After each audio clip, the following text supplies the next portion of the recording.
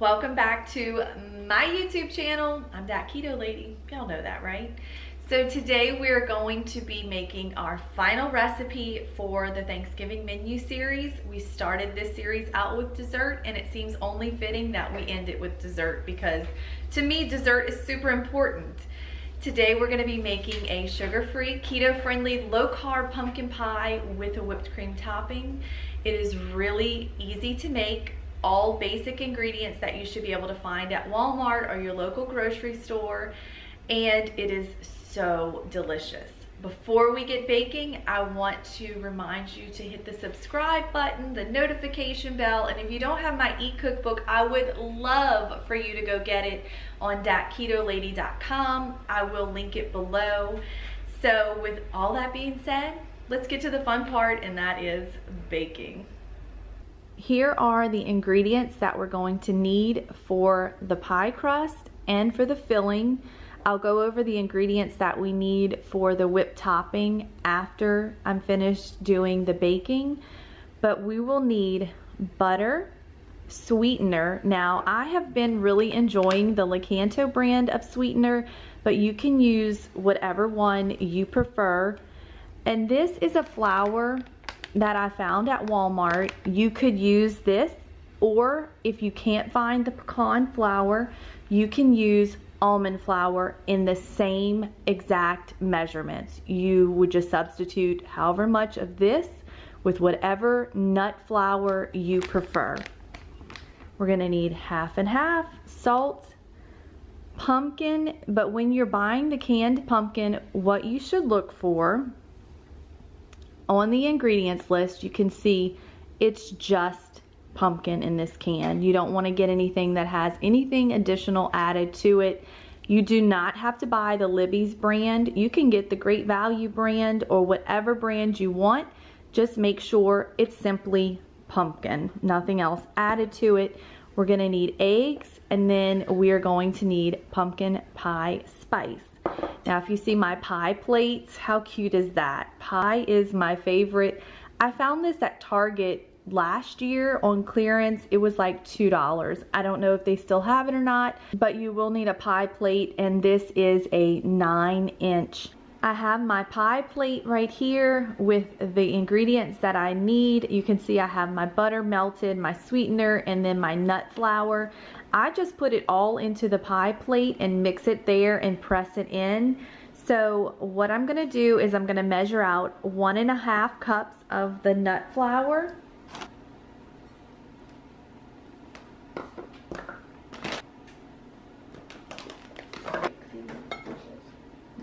I'm gonna add in my sweetener.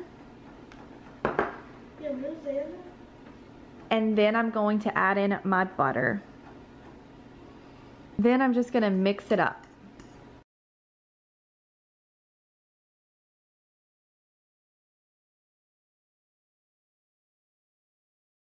Now what I'm doing is I'm pressing it up along the edge of the pie plate.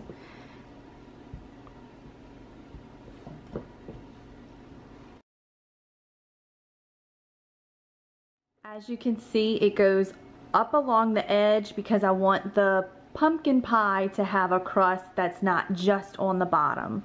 So now we're going to put this in the oven and bake it for 8 to 10 minutes on 325 degrees.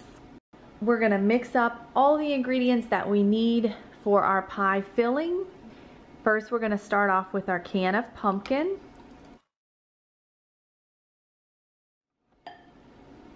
I have my sweetener, my eggs, I have my salt and my pumpkin pie spice, and then I have my half and half.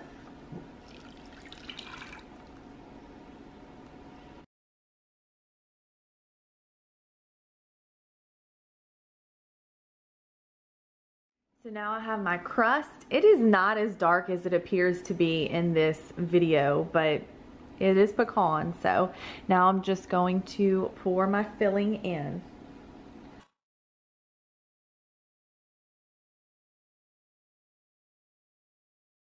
Now that we filled our crust with the filling, we're gonna put this in the oven on 350 degrees for 40 to 50 minutes.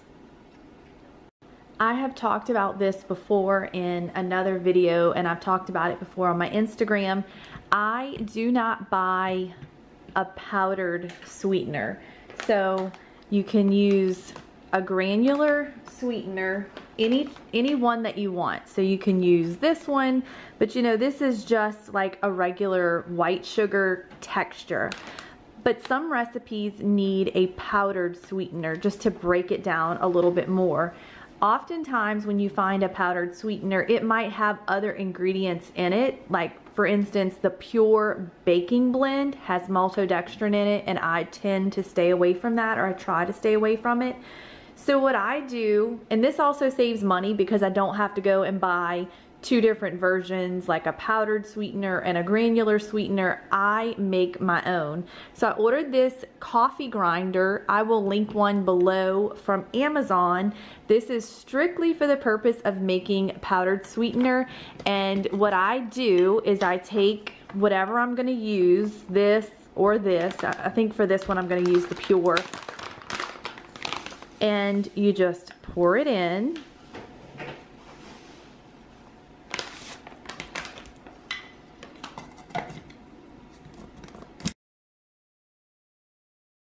After you grind it, let me show you the beautiful,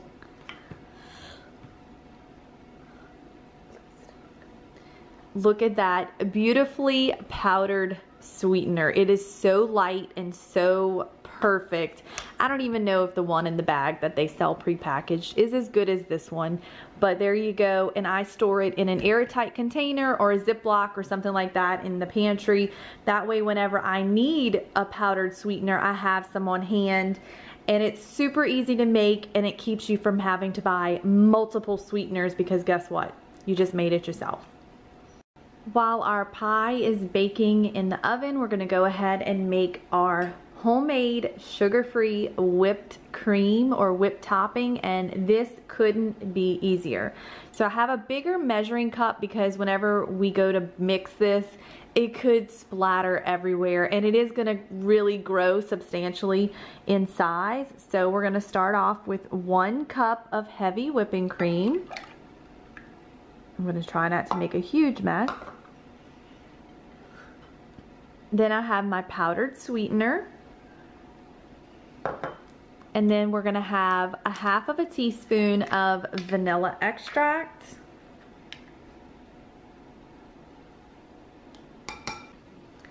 I've talked about this before, but you know I love my Immersion Blender. That's what I'm gonna use to mix this up.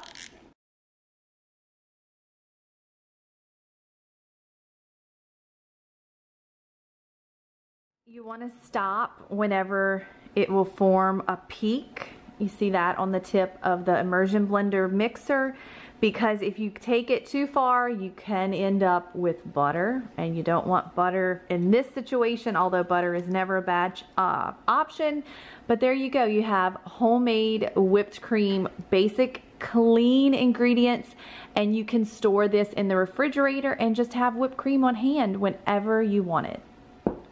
Our pumpkin pie is finished baking. Now what you're gonna wanna do is you're gonna let it come to room temperature, and then you're gonna put it in the refrigerator. I would say for a good 4 hours, because you want it to be nice and chilled when you serve it with your whipped cream topping. I will show you a picture of it later once I'm finished, you know, chilling it and everything, and topped with some whipped cream before I dive into my serving. There we have our pumpkin pie. It's nice and chilled, and the crust is showing up slightly darker on the screen than it is actually in person, but it is so delicious. This is not the first piece that I cut. This is just the one that I remembered to film for the video. So now we have a sugar-free, keto-friendly pumpkin pie for dessert. that concludes today's video. I hope that y'all enjoyed it, and more importantly, I hope that you'll make it and share it with the ones that you're thankful for this holiday season. If you haven't already, go check me out on Instagram. I'm that Keto Lady there as well. Also, if you haven't got my e-cookbook, it has 63 of my own recipes in it. It's $12, and you can print it after purchase if you would like. Subscribe, notification button, do all the things that you would normally do on YouTube. Share this video, and that's going to help my channel to grow so that I can stay here and provide tons of cooking inspiration and recipes. So I appreciate each and every one of you, and I'll see y'all on the next video.